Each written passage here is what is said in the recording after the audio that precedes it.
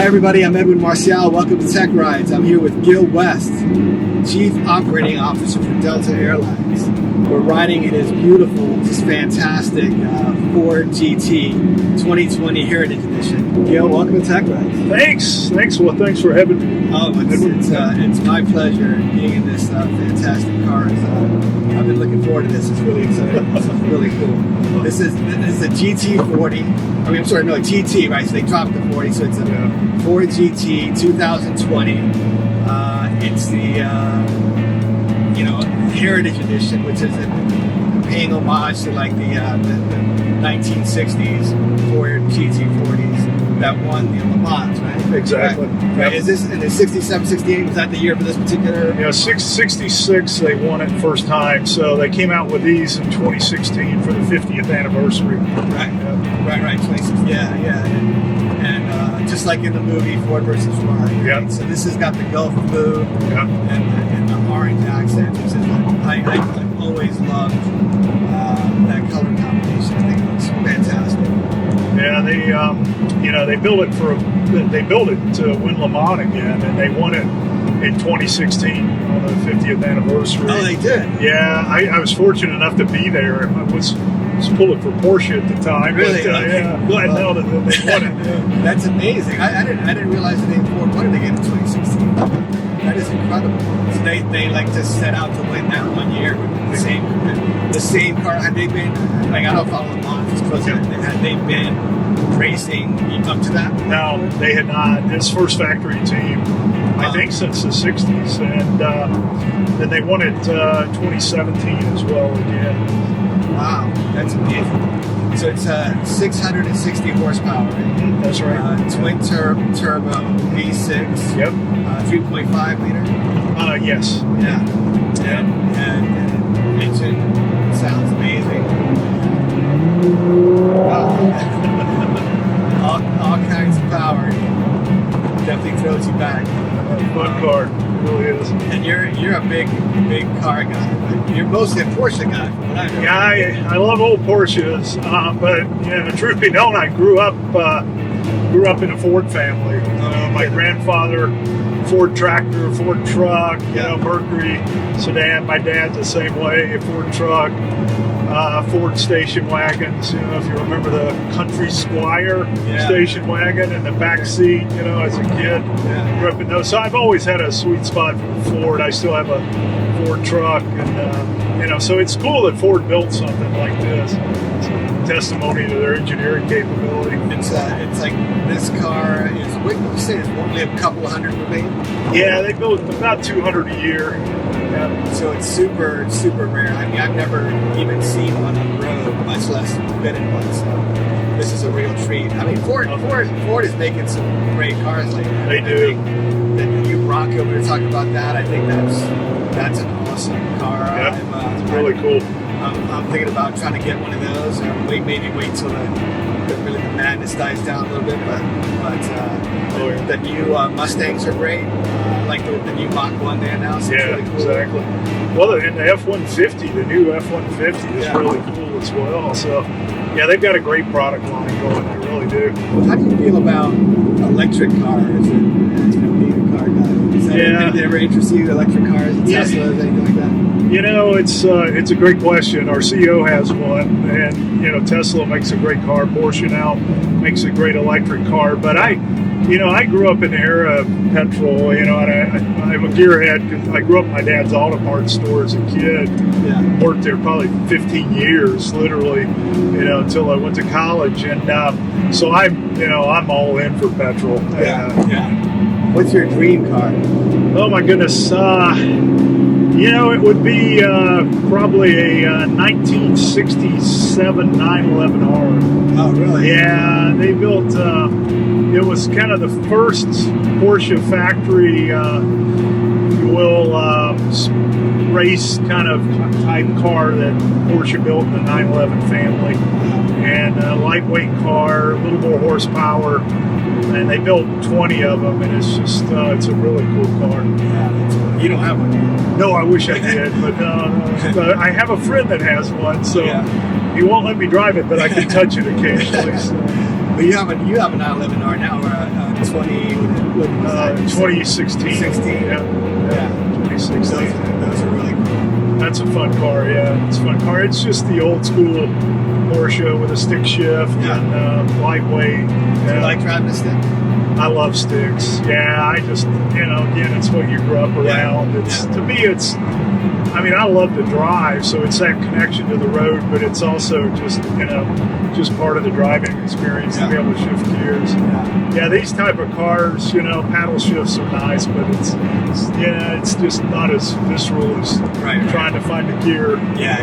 I'm the same way. I love pretty much all my cars are stick, and to me, it's part of the enjoyment of driving is the engagement with the car, finding the right shift and holding it, and exactly. revving up the engine and hearing it, feeling it like you're part of the car, right?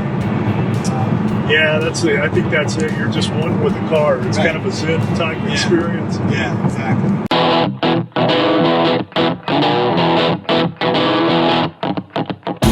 So you've been with Delta for what, 15 years? A dozen years. Okay. Dozen years. And COO for how much? About 6 years. 6 years. Okay.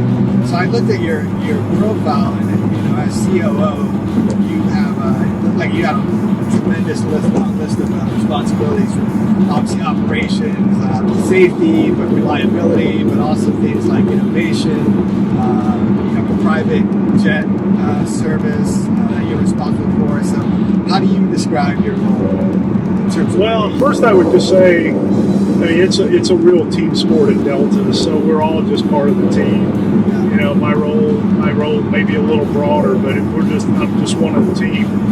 So, my main day job is tasked with keeping the airline running safe and reliable, and and it's been an amazing journey over the last roughly decade. We've moved from last in all the metrics for the airlines to the very top. The last 4 years, we've been number one in the industry in every metric. So, operational reliability, customer experience, and profitability.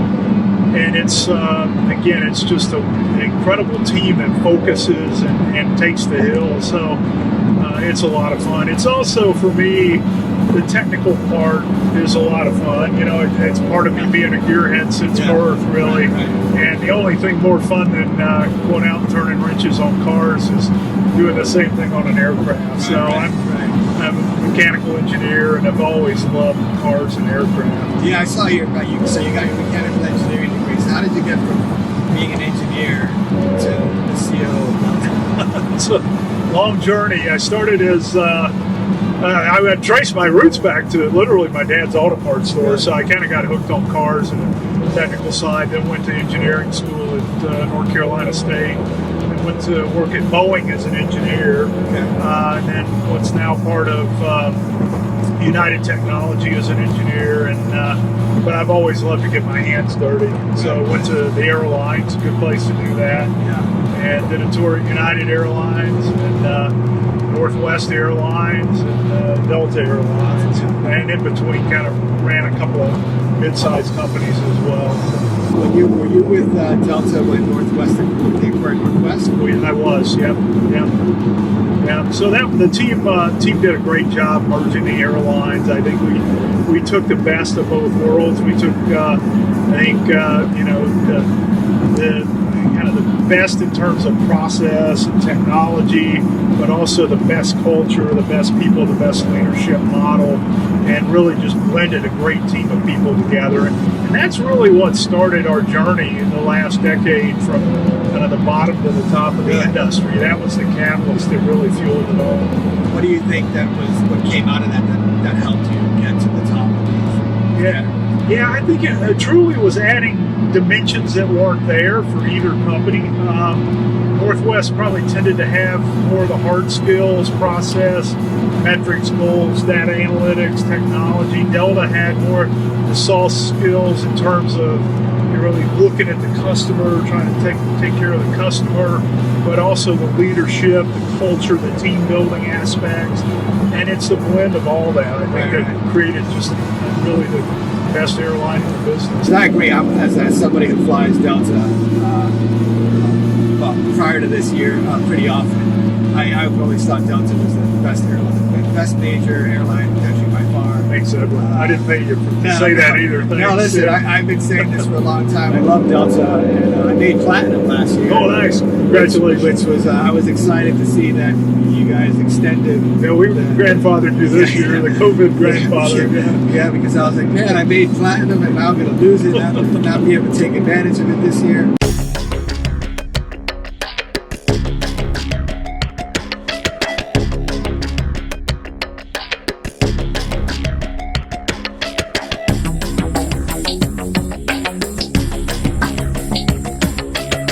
It's been a really challenging I guess we were going on 4, 5, 6, 7 months here now with the COVID-19 and pandemic, and particularly challenging. It's challenging for everybody, but particularly challenging for your industry and traveling. How have you been, and you as a leader, as an executive, I mean, it's got to be particularly tough the last few months. How have you been able to manage through it all? Yeah, it's been really difficult for the team. We had in February celebrated profit sharing that we do every Valentine's Day. Yeah. The largest profits in the history of the airline industry, much less at Delta.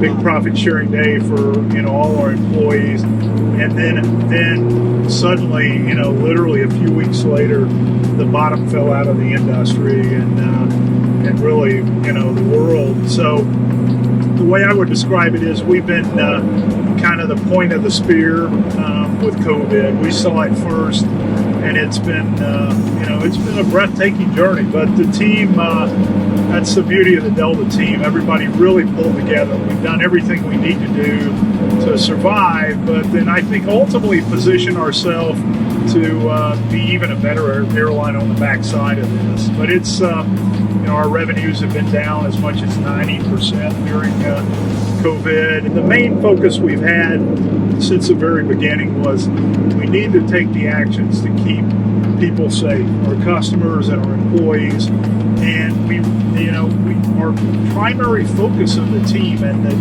the most dialogue we spend literally every day as a team is on safety and a layered risk mitigation strategy to fight COVID. So you've seen it probably in some of our actions if you've flown us, but our goals have been to keep aircraft virus free, to prevent the transmission of the virus on board the aircraft, and then keep people virus free. So whether it's been things like blocking the middle seat, electrostatic cleaning of the aircraft every flight with an antiviral chemical, or testing our employees regularly for COVID, all those kind of actions that I think we've led our industry, but really we're unique in terms of leading companies. So we've been doing a lot of benchmarking within our industry, but outside of our industry to share what we're doing so other companies can adopt it as well. I totally think that Delta has really shown themselves again to be the leader in travel by your actions, by in handling the pandemic. Like things that you mentioned, blocking the middle seats. I know a lot of other airlines already, they started out that way, but they've already started filling up the middle seats, filling up the planes. Delta's continued that, instead are going to continue it. You've enforced mask wearing on flights. In fact, I saw an article the other day where a couple of planes would return back to the terminals and kick off a couple of passengers who refused to wear masks. Exactly. We've had about 200 people that, because of mask compliance, that won't fly Delta again. Yeah, I saw that. It's not just for that flight, right? It's a lifetime ban. We basically said we got to ban you, because we got to keep people safe in this environment, and that's what we defaulted to. And candidly, mask is we partnered with the Mayo Clinic and at Emory. And we've got some of the best medical advisors in the world. And the world continues to learn about the virus and how to fight it. but the biggest thing you can do is a mask. And so it was a tough decision to mandate masks, and we did it first with our employees, Right. and then for our customers. But ultimately, it's to keep all of us safe. Yeah, and one interesting thing is that early on, a lot of people were particularly scared about flying because of the air circulation. But I think one thing that it hasn't really been emphasized enough or made clear to a lot of people is that because of the filtration system in the airplane air is one of the cleanest airs you can have, because the airflow comes from the top, right? It flows out to the bottom, it goes into the filters, and which is a very fine particle filter, the same kind you find in hospitals. Exactly. Right? And so, you obviously having someone sitting right next to you, you might be at risk if they're sick, vice versa. But generally, the air is actually as clean as any air there is. It is, yeah. And, we have HEPA filters on board the aircraft, and the air turns over about 30 times an hour. So it's the equivalent of an operating room quality of air. It's clean, it turns over, and really it moves all the particles out quickly. So when you look in terms of environments to be safe against COVID, the aircraft's actually the best of the best. It's the equivalent of an operating room, literally. Right. And ironically, we see it as we look at our rates, COVID rates for our employees, and the industry has done the same thing. Our rates for our employees that fly every day are much lower than the public COVID rates. Wow, that's interesting. I fly at least once a week still. Okay. We've really tried to lead in our business with innovation. So we've created an innovation center on campus at Georgia Tech that we call the Hangar. We have a mix of Delta people along with Georgia Tech students that come together and really ideate.